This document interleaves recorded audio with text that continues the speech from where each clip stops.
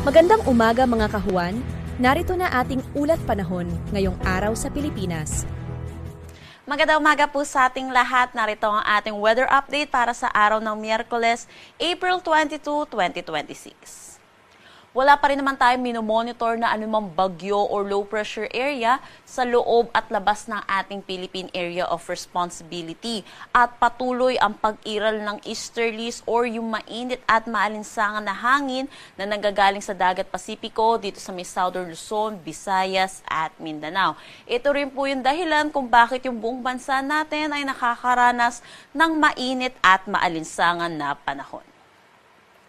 Para sa magiging panahon natin ngayong araw dito sa Luzon, inaasahan po natin patuloy tayong makakaranas ng maaliwalas na panahon. Pero yun din po, asahan din natin yung init at alinsangan lalo na sa tanghali hanggang hapon.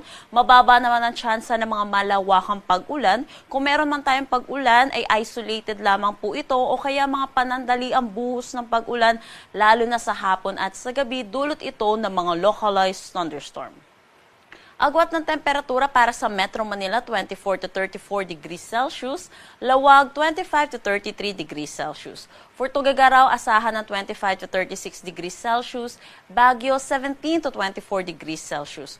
For Tagaytay, 23 to 33 degrees Celsius. At Legazpi, 25 to 33 degrees Celsius. Para dito sa may Palawan, Visayas at Mindanao, asahan natin ang bahagya hanggang sa maulap na papawirin. Mababa din ang tsansa ng mga pag-ulan kung meron man po isolated rain showers o kaya mga localized thunderstorm pagdating sa hapon at sa gabi. Yun din po, asahan din po natin ang mainit at maalinsangan na tanghali hanggang hapon. Agwat ng temperatura para sa Puerto Princesa at Calayan Islands, 25 to 33 degrees Celsius.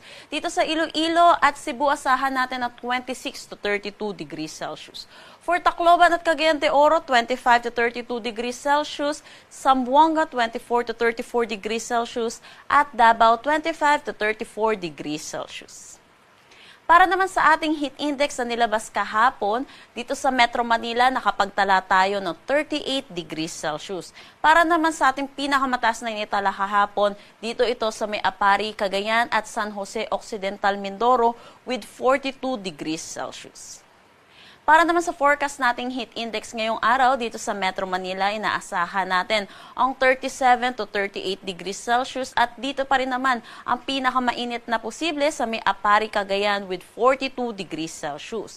Patuloy po natin pinapaalalahanan ng ating mga kababayan dahil yung matinding exposure po sa init ay meron pong risk sa ating kalusugan. Iwasan po natin lumabas ng tanghali hanggang hapon, pero kung hindi po natin may iwasan ay magdala po tayo ng pananggalang sa init, magsuot po tayo ng light colored shirts at uminom po tayo ng maraming tubig.